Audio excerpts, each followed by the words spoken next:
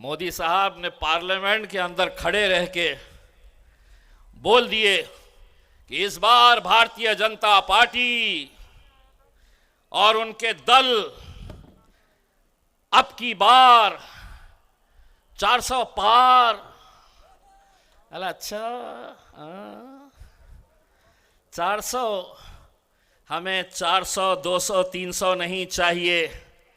असदुद्दीन अवैसी, अख्तरुल ईमान, राणा रणजीत सिंह, इम्तियाज जलील, अरे हम 4 भी चले गए तो तुम्हारे 400 पर भारी पड़ जाएंगे। कभी भी गूंगे मुक्के नहीं है। डटकर मेरे कायद ने अगर कुछ सिखाया है कश्मीर से कन्याकुमारी तक, तो इस मुल्क के नौजवानों को यह सिखाया है कि सीना चौड़ा करके और सर ऊंचा करके चलना सीखो मेरे भाइयों। यह दौर तुम्हें डराने का है, तुम्हें घबराने का है। कोई भी आएगा तुम्हारे बारे में, तुम यहां चले जाओ, वहां चले जाओ, कटोरा उठाओ। मेरे भाई, आप ये समझ लीजिए, राणा रणजीत सिंह की ये सीट हमारे लिए, इस मुल्क की सियासत के लिए क्या मायने रखती है। ये एक सीट हिंदुस्तान की सियासत बदल देगी। जिस पार्टी के बारे में लोग अलग अलग नजर से देखते हैं, मैं राणा साहब आपके अंदर सांसद से ज्यादा आने वाले वक्त में मजलिस इत्तेहादुल मुस्लिमीन के एक नेशनल लीडर की हैसियत से मैं आपको देख रहा हूं। मैं इनके समाज के तमाम लोगों से, राजपूत समाज का हमारा एक गहरा रिश्ता है, दलित समाज हमारे साथ पूरी ताकत के साथ जुड़ा हुआ है। मेरी जीत महाराष्ट्र के अंदर जब सभी कहते थे कि यह जीत नहीं सकता, तो चट्टान की तरह पूरा दलित समाज मेरे साथ खड़ा हुआ था। चट्टान की तरह आज हिंदू समाज के भाई हो, वो भी पूरी ताकत के साथ यहां पर मेरे लिए खड़े हुए। कभी किसी ने सोचा नहीं था, शिवसेना वाले 20 साल से लगातार मेरे शहर में 20 साल से सांसद उनका, विधायक उनका, नगर पालिका, नगर परिषद सब उनकी। जब हम मैदान में खड़े हुए तो हमको लोगों ने वही इल्जाम लगाया कि ये नहीं, ये तो वोट काटने के लिए आए हैं, ये सिर्फ वोट काटेंगे, भाजपा शिवसेना बड़ी आसानी से अब जीत कर आएगी। हमने अपने नौजवानों से कहा, इतने साल तक किसको वोट देते आए हैं? किसी ने कहा हम कांग्रेस को दे रहे, किसी ने कहा हम शरद पवार की एनसीपी को दे रहे। मैंने कहा क्या वजह है कि तुम वोट दे रहे कांग्रेस को, एनसीपी को, जीतकर कौन आ रहा है? जीतकर शिवसेना आ रही है।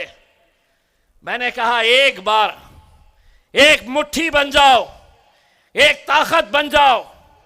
मैंने लोगों से कहा अगर 3 लाख वोट लेकर इम्तियाज जलील अगर हारता भी है तो उस हार में भी मेरी जीत रहेगी, क्योंकि 3 लाख लोगों को मुत्तहिद करने का मैंने काम किया है। मैंने अपने नौजवानों से कहा, ऐसी थे जोश भरे तुम्हारे जैसे, मैंने कहा एक बार धक्का लगाओ तो सही।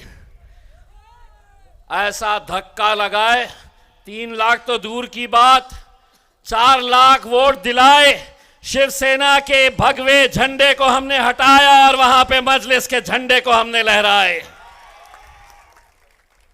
वहां पे एक नेता आया, बोला ये एक्सीडेंट जीत गया, ऐसी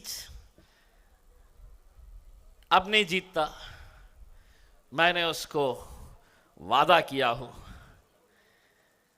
4 तारीख के दिन जब नतीजे निकलेंगे, इंशाअल्लाह इंशाअल्लाह इंशाअल्लाह हिंदुस्तान का सबसे बड़ा जश्न मेरे औरंगाबाद शहर के अंदर मैं मनाऊंगा। और उस जश्न के अंदर मेरे हरे झंडे अगर नजर आएंगे तो उसी जलसे में, उसी जुलूस में भगवे झंडे, नीले झंडे और पीले झंडे भी नजर आएंगे, क्योंकि ये मेरे मुल्क की खूबसूरती है। मैं आज आफ्ताब साहब के बाजू जरा नजर दौड़ाइए। हमारे सीनियर कायद है आफ्ताब साहब, उनके बाजू कौन बैठा है? एक मंदिर के पुजारी स्वामी, हमारा हिंदू भाई। स्टेज के ऊपर आपको दलित समाज के लोग मिलेंगे, राजपूत समाज के लोग मिलेंगे। दोस्तों, ये हमारे मुल्क की खूबसूरती है। यही खूबसूरती है जो बाबा साहब अंबेडकर के संविधान की वजह से आज तक हम अलग अलग जाति, धर्म और मजहब के हो गए, लेकिन मेरे में, राणा साहब में, वो महाराज के अंदर, अगर हम तीनों के अंदर कोई एक बात कॉमन है तो वो हिंदू हो गए, ये राजपूत हो गए, मैं मुसलमान होगा, लेकिन हम तीनों को गर्व इस बात का है कि हम गर्व से हिंदुस्तानी कहते हैं, हम हिंदुस्तान के हैं, ये मुल्क हमारा है, इस बात का फख्र है हमें। लेकिन आज मेरे कायद को रोकने के लिए कैसी कैसी साजिशें की जा रही है। राणा भाई ने आपको बताया। दोस्तों, असदुद्दीन अवैसी ने कहीं जाना नहीं चाहिए, कहीं इलेक्शन लड़ना नहीं चाहिए, इन्होंने इलेक्शन के अंदर कोई हिस्सा ही नहीं लेना चाहिए। जैसे ही हम अपने उम्मीदवार उतारते हैं, मीडिया में फिर शुरू हो जाता है, भाजपा जीतेगी, ये बी टीम, ये सी टीम। 2019 के अंदर 543 में से मजलिस ने महज 3 सीटें लड़ी थी पूरे हिंदुस्तान के अंदर। एक हैदराबाद, असद साहब जीते, आपका भाई इम्तियाज जलील औरंगाबाद से जीता, और तीसरी सीट अख्तरुल ईमान साहब की 3 लाख से ज्यादा वोट लेकर हासिल करके दूसरे नंबर के ऊपर रहे थे। इंशाअल्लाह हम अल्लाह से दुआ करते हैं कि इस बार अख्तरुल ईमान साहब भी हमारे साथ पार्लियामेंट के अंदर जरूर पहुंचे। मेरे भाइयों, आप दुआ करिए अख्तरुल ईमान साहब के लिए, और उसी दुआ में आप राणा रंजीत साहब के लिए भी दुआ करिएगा कि वो भी वहां पर हमारे साथ पहुंचे। एक सीट क्या बदलाव ला सकती है इस मुल्क के अंदर। असदुद्दीन अवैसी साहब को यहां पर आने से, मैं अभी आदिल साहब के साथ गाड़ी में आ रहा था, रास्ता भर वो कभी डीएम से बात कर रहे, कभी दूसरे अधिकारियों से बात कर रहे कि असद साहब को आने क्यों नहीं